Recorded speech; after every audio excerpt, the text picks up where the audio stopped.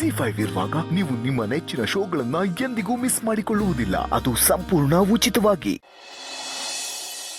ಒಂದ್ ಕಡೆ ಪೊಲೀಸ್ ಅಪ್ಪನ ಕಾಲು ಉಳ್ಕಿದೆ ಅನ್ನೋ ನೋವು ಇದ್ರೆ, ಇನ್ನೊಂದ್ ಕಡೆ ಆ ಕಾರಣದಿಂದ ಅಣ್ಣ ಅಪ್ಪನ ಜೊತೆ ಇದ್ದಾರೆ ಅನ್ನೋ ಸಮಾಧಾನ ಇದೆ.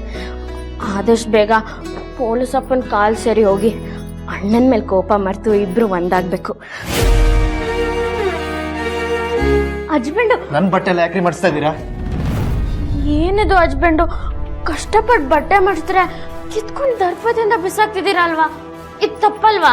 ಮನೆ ಹೊರಟ ಕೆಲಸ ಮಾಡಿ ನನಗೆ ಬುದ್ಧಿ ಹೇಳಕ್ ಬರ್ತಾ ಇದ್ದೀರಾ? ನೋಡಿ ಹಸ್ಬೆಂಡು, ಏನೋ ಗೊತ್ತಿಲ್ಲದೆ ಹಂಗೆ ಮಾಡಿದೆ. ಆದರೆ ನಿಮ್ಮ ಮರ್ಯಾದೆ ಹಾಳಾಗಬೇಕು ಅನ್ನೋ ಉದ್ದೇಶದಿಂದ ನಾನು ಆ ಥರ ಮಾಡಲಿಲ್ಲ. ಅಷ್ಟಕ್ಕೂ ನಾನು ಆ ಬಟ್ಟೆ ಮಾಡಿದ್ದು ನಿಮಗೆ ತೋರ್ಸಕ್ಕೆ. ನಿಮ್ಮನ್ನು ಎಷ್ಟು ಸಲ ಕಡ್ದೆ, ನೀವು ಬರಲಿಲ್ಲ, ಆ ಬಟ್ಟೆನೂ ನೋಡಲಿಲ್ಲ. ಅದಕ್ಕೆ ಜಾಜಿ ಹಾಕೊಂಡು ಕೊಟ್ಬಿಟ್ಟೆ. ಕೊಟ್ಟು ಇದನ್ನ ಇವತ್ತೇ ಹಾಕೊಂಡು ಎಲ್ಲರ ಮುಂದೆ ಬನ್ನಿ ಅಂತ ಹೇಳಿದ್ರಾ? ಅಯ್ಯಯ್ಯೋ ಇಲ್ಲ, ಆ ಕೆಲಸ ನಾನು ಮಾಡಲಿಲ್ಲ. ಪಾಪ ಅವ್ರಿಗೆ ಗೊತ್ತಿಲ್ಲದೆ ಆ ಬಟ್ಟೆ ಹಾಕೊಂಡು ಜ್ಯೂಸ್ ತೊಗೊಂಡು ಬಂದ್ಬಿಟ್ರು. ಎಲ್ಲ ಆಗಿದ್ರು ಏನು ಹಾಗೆ ಇಲ್ಲ ಅನ್ನೋ ಥರ ಎಷ್ಟು ಸುಲಭವಾಗಿ ಮಾತಾಡ್ತಾ ಇದ್ದೀರಲ್ಲ. ನಿಮ್ಮಿಂದಾಗಿ ನನ್ನ ಮರ್ಯಾದೆ ಎಲ್ಲರ ಮುಂದೆ ಹೋಯ್ತರ್ಲಿ. ನಿಮ್ಗೇನು ಅನ್ನಿಸ್ಲೇ ಇಲ್ವಾ? ಅನ್ನಿಸ್ತು ಹಸ್ಬೆಂಡು. ಪಾಪ ನನ್ನಿಂದ ನನ್ನ ಗಂಡಂಗೆ ಈ ಥರ ಎಲ್ಲ ಆಯಿತು ಅಂತ ಬೇಜಾರು ಆಯಿತು. ಆದರೆ ಈ ಥರ ಎಲ್ಲ ಆಗತ್ತೆ ಅಂತ ನಾನು ಕಲ್ಪನೆನೂ ಮಾಡ್ಕೊಂಡಿರಲಿಲ್ಲ. ಹಿಂಗಾಯ್ತು ಅಂತ ತುಂಬ ಖುಷಿಯಾಗಿರ್ಬೇಕಲ್ವ ನಿಮಗೆ? ಖಂಡಿತ ಇಲ್ಲ. ನಾನು ನಿಮ್ಮ ಹೆಂಡತಿ, ಯಾವತ್ತಿದ್ರೂ ನಿಮ್ಮ ಸುಖ ಶ್ರೇಯಸ್ಸೇ ಬಯಸೋಳು. ಅಂಥದ್ರಲ್ಲಿ ನನ್ನ ಗಂಡನ ಕೇಳಿ ಬಯಸ್ತೀನ? ನಿಮ್ಮ ಬಾಯಿಂದ ಇನ್ನೊಂದು ಸರ್ತಿ ನನ್ನ ಗಂಡ ಅಂತ ಕರಿಬೇಡಿ. ನಿಮ್ಮನ್ನ ನಾನು ಹೆಂಡತಿ ಅಂತಲೂ ಹೇಳಬೇಡಿ. ಸದ್ಯದಲ್ಲೇ ನಂಗೆ ಡಿವೋರ್ಸ್ ಕೊಟ್ಟು ದೂರ ಆಗ್ತಿದ್ದೀರಾ ಅನ್ನೋದು ನೆನಪಿರಲಿ. ದೂರ ಆಗ್ತೀನೋ ಅಥವಾ ಇನ್ನೂ ಹತ್ರ ಆಗ್ತೀನೋ ಯಾರೋ ಗೊತ್ತು. ಏನ್ರಿ ಹೇಳ್ತಿದ್ದೀರಾ? ಮತ್ತೇನಾದರೂ ಖತರ್ನಾಕ್ ಪ್ಲಾನ್ ಮಾಡಿದ್ದೀರಾ? ಹೆಂಗೆ ನೋಡಿ, ಎಲ್ಲರ ಮುಂದೆ ಡಿವೋರ್ಸ್ ಕೊಡ್ತೀನಿ ಅಂತ ಒಪ್ಕೊಂಡಿದ್ದೀರಾ. ಆ ಮಾತಕ್ಕೆ ಕರೆಕ್ಟಾಗಿ ನಡ್ಕೊಳ್ಳಿ. ತಲೆ ಕೆಡ್ಸ್ಕೊಬಿಡಿ ಹಸ್ಬೆಂಡು. ನಿಮ್ಮ ಥರಾನೇ ನಿಮ್ಮ ಹೆಂಡ್ತಿನೂ ಕೊಟ್ಟ ಮಾತಿಗೆ ತಪ್ಪಲ್ಲ. ಎಲ್ಲೋ ಇದ್ದಿದ್ದು ನಮ್ಮನ್ನ ಮದ್ವೆ ಆಗೋ ಥರ ಮಾಡಿದ ದೇವ್ರು ನನ್ನಿಂದ ದೂರ ಆಗ್ಬೇಕು ಅಂತ ಅನ್ಕೊಂಡಿರೋ ನಿಮ್ಮ ಆಸೆನ ಅವನು ಈಡೇರಿಸ್ತಾನೆ ಅಂತ ನಂಗೆ ನಂಬಿಕೆ ಇಲ್ಲ.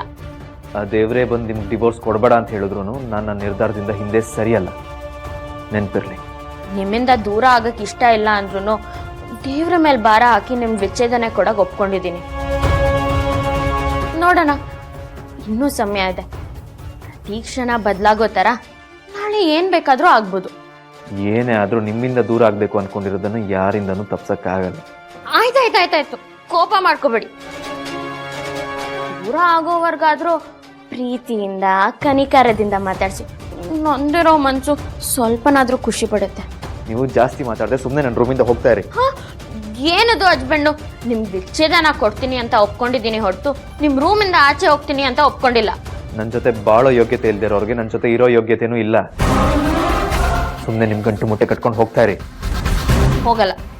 ಏನು ಮಾಡ್ತೀರೋ ಮಾಡ್ಕೊಳ್ಳಿ. ನಾನು ಈ ಮನೇಲಿ ಇರೋವರೆಗೂ ಇದೇ ನನ್ನ ರೂಮು, ನೀವೇ ನನ್ನ ಗಂಡ.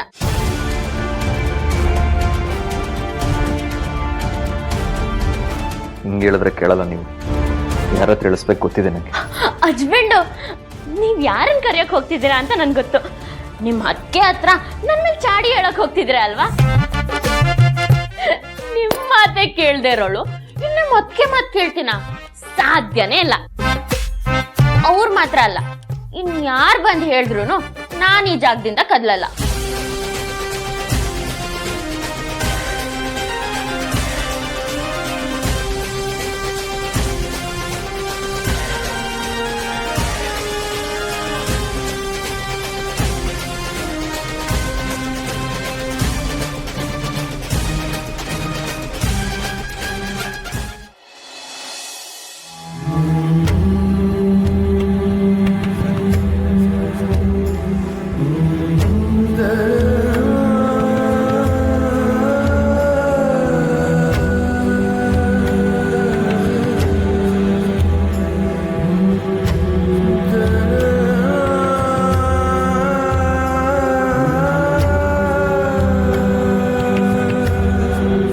ಇಷ್ಟು ದಿನ ನಿಮಗೆ ತುಂಬ ನೋವು ಕೊಟ್ಟೆ.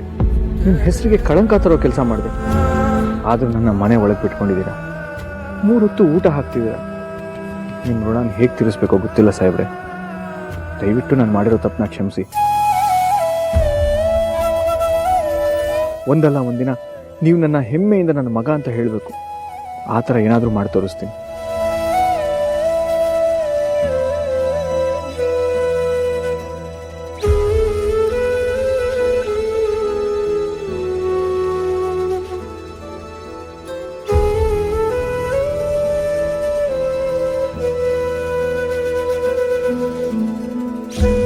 ನನ್ನ ಮಗಳು ಹೇಳಿದ್ಲು ಅನ್ನೋ ಕಾರಣಕ್ಕೆ ಕಾಲು ಒತ್ತಿಸ್ಕೊತಿದ್ರಿ. ಸ್ವಇಚ್ಛೆಯಿಂದ ಅಲ್ಲ, ನೆನಪಿರ್ಲಿ. ಗೊತ್ತಿದೆ ಸಾಹೇಬ್ರೆ, ಅದಕ್ಕೆ ದೀಪು ಪುಟಿಗೆ ಫೋನ್ ಮಾಡಿ ಹೀಗಾಗಿದೆ ಅಂತ ಹೇಳಿದ್ದು. ದೀಪಂಗೆ ಹೇಳ್ದಂಗೆ ವತ್ಸಲಂಗೂ ಹೇಳಿಲ್ಲ ತಾನೇ? ಅಯ್ಯೋ, ಖಂಡಿತವಾಗ್ಲಿಲ್ಲ. ಅವ್ರಿಗೆ ಹೇಳಿದ್ರೆ ಈಗಲೇ ಓಡ್ ಬಂದ್ಬಿಡ್ತಿದ್ರು.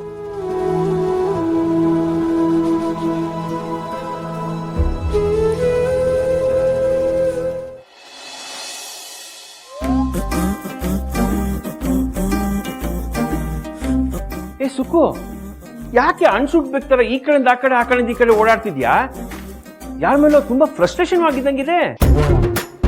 ಅಯ್ಯೋ ದೇವ್ರೆ, ನಾನೇನೇ ಹೇಳಿದೆ? ಫ್ರಸ್ಟ್ರೇಷನ್ ಆಗಿರೋ ತರ ಅಂತಂದೆ, ಬೇರೇನು ಹೇಳಿಲ್ವಲ್ಲ? ಮೊದ್ಲೇ ನನ್ ತಲೆ ಕೆಟ್ಟೋಗಿದೆ. ಬನ್ನ ತಿನ್ನ ಮಲಗದ್ನ ಅಷ್ಟರಲ್ಲೇ ಇರ್ಬೇಕು. ಚಿನ್ನ ಅಂದ್ರೆ ನಾನೇನ್ ಮಾಡ್ತೀನೋ ನನಗೆ ಗೊತ್ತಿಲ್ಲ. ನನ್ ಒಂದ್ಸಲ ಕಮಿಟ್ ಆದ್ರೆ ಮುಗೀತು. ನನ್ ಮಾತನ್ನ ನಾನೇ ಕೇಳಲ್ಲ. ಸುಮ್ನೆ ನನ್ ಪಾಡು ನಾನು ಇರೋದಕ್ ಬಿಟ್ಬಿಡಿ. ಆಯ್ತು ಬಿಡೆ ಸುಕ್ಕು, ಅದಕ್ಕೆ ಯಾಕೆ ಹಿಂಗ್ ಕಿರ್ಚ್ಕೊತ್ಯಾ? ಬೊಗಳ ನಾಯಿ ಕಚ್ಚಲ್ಲ, ಕಚ್ಚೋ ನಾಯಿ ಬೊಗಳಲ್ಲ ಅನ್ನೋ ಗಾದೆ ಗೊತ್ತಿಲ್ವಾ? ಅಂದ್ರೆ ನನ್ನನ್ನ ನೀವು ನಾಯಿ ಹೊಲತ್ತಿದ್ದೀರೋ? ನಿಮ್ಮನ್ನ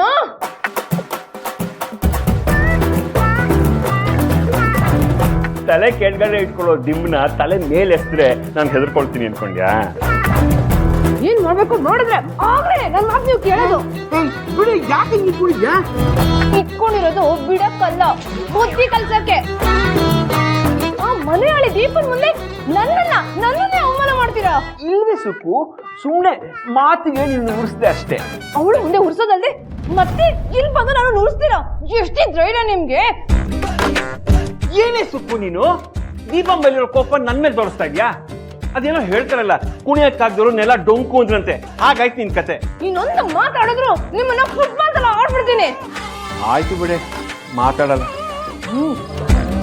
ಎಷ್ಟ್ ದಿನ ಹಾರಾಡ್ತಾಳೋ ಹಾರಾಡ್ಲಿ. ಡೈವರ್ಸ್ ಸಿಕ್ಕ ಮೇಲೆ ಹಾರೋದಕ್ಕೆ ರೆಕ್ಕೆನೆ ಇರಲ್ಲ. ಆಮೇಲೆ ಕುಣ್ಕೊಂಡು ಅವಳ ಮನೆ ಕಡೆ ಹೋಗ್ತಿರ್ತಾಳೆ. ಕರೆಕ್ಟು ಸುಕ್ಕು, ದೀಪಂಗಿರೋ ಸೊಕ್ಕನ್ನ ಇಳಿಸೋಕೆ ನೀವೇ ಕರೆಕ್ಟು. ಇನ್ಮೇಲೆ ಅವಳ ಪರವಾಗಿ ಮಾತಾಡಿ, ಆವಾಗ ಇರೋದು ನಿಮ್ಗೆ. ಅವಳಿಗೆ ಹುಗ್ದಾಗೆ ನಿಮ್ಗೂ ಹುಗ್ದು ಉಪ್ಪಿನಕಾಯಿ ಹಾಕ್ತೀನಿ, ಹುಷಾರ್. ಸರಿಯಮ್ಮ, ನಾನಾಯ್ತು, ನನ್ನ ಕೆಲಸ ಆಯ್ತು ಅಂತ ಸುಮ್ಮನೆ ಇದ್ಬಿಡ್ತೀನಿ. ಆಗಾಗ ಪಕ್ಷಾಂತರ ಮಾಡೋ ತರ ಪಕ್ಷಾಂತರ ಮಾಡ್ತಿರೋ ಅಥವಾ ನನ್ನ ಪಕ್ಷದಲ್ಲೇ ಇರ್ತಿರೋ ನಾನು ನೋಡ್ತೀನಿ. ZEE5 ಆಪ್ ಡೌನ್ಲೋಡ್ ಮಾಡಿ ಎಲ್ಲಾ ಸಂಚಿಕೆಗಳನ್ನು ಸಂಪೂರ್ಣ ಉಚಿತವಾಗಿ ನೋಡಿ.